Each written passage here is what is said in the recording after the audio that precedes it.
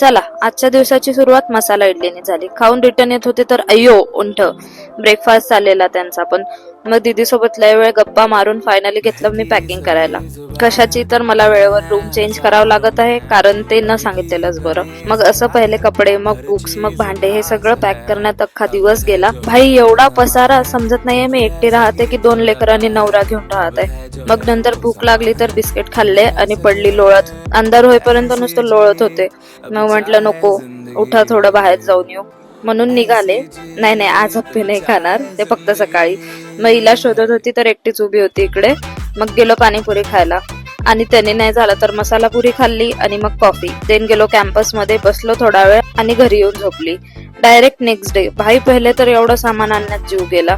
वरतून एकतर गाडीत बसत नव्हतं, मग आणलं कसं तरी. आता वरती पण चढवायचं होतं. मस्त मजदुरी करून घेतली हिच्याकडून आणि मग लगेच चालू केलं सामान सेट करायला. फायनली 2-3 तासानंतर झालं आणि इकडे मी सामान लावत होती, मॅडम कुरकुरे खात बसलेत. फायनली झालं सगळं. टाटा.